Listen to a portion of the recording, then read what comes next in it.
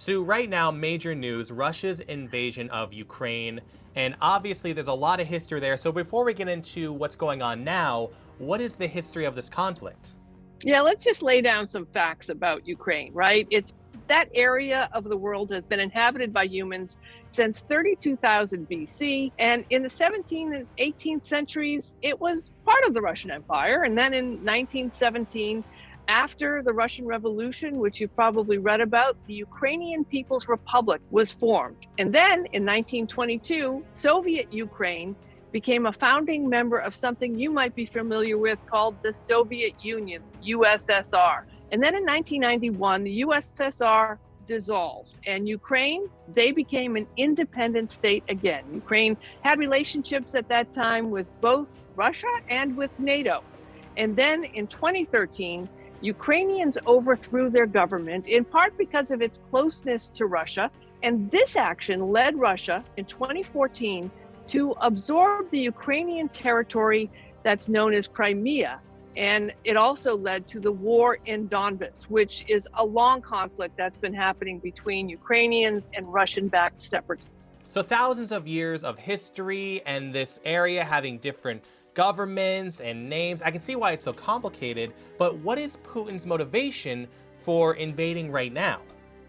Yeah, that's a complicated question too. Putin does not want Ukraine to join NATO. And NATO is the North Atlantic Treaty Organization, which includes about 30 countries. And NATO was in part started to keep Russian expansion in check after World War II. Now, Putin has gone ahead and recognized these territorial claims that two parts of Ukraine are making. And some experts think that what Putin is doing is working on his legacy to make sure his legacy as Russian president, that he's known as the leader who started to reunite the territories that were once part of the USSR. He's making an argument, which is totally false, that Ukraine has no independent national identity that is separate from Russia. And he's basically trying to correct sort of grievances and wrongs that he thinks have been inflicted against Russia, these historical grievances. And most historians and experts say that he's basically twisting facts to fit his narrative of invading Ukraine. So Putin has taken these actions, but as I understand, the relationship between countries and all the politics and our economic ties, what is the United States' response to something like this? So our hands are tied to some regard on how we can respond. And what the Biden administration has done, which presidents have historically done recently around Russia, is put sanctions on Russia. And these are basically economic punishments to punish Russia and hopefully dissuade them from taking further aggressive action. President Biden has announced measures that would cut Russia off from advanced technology and put restrictions on large financial institutions and sanctions on some of Putin's inner circles of friends and relatives and advisors to sort of punish them economically for what they have done in Ukraine. So going after Russia's economy, that's one way about it, but are we sending actual troops? Is there any military might in support of Ukraine? So we have supported Ukraine and the area in the past with supplying and selling weapons to them, but Ukraine is not a member of NATO. And so the US and other NATO members are not required by the treaty to actually get involved in a military function in supporting Ukraine.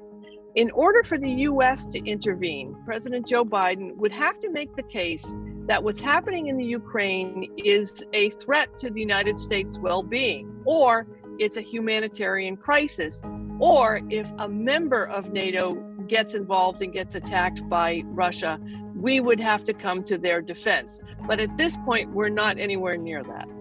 And obviously right now there's a lot of concern for the people in Ukraine that are being affected by this invasion.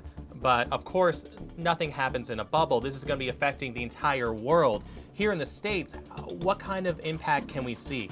We are already in this weird economy in the United States where inflation is really high and troublesome, but basically people think our economy is doing pretty well considering what COVID has done. Yet the supply chain issues are a problem, and most experts think that that's going to continue and get worse, especially now with this conflict in Europe, where as we're recording this, we're watching the stock market plummet. What the sanctions will also do is possibly drive up further the cost of fuel and gasoline because of where Russia sits when it comes to supply of gasoline and fuel. And more importantly, Rob, this is not a situation that's going to be resolved tomorrow or next week.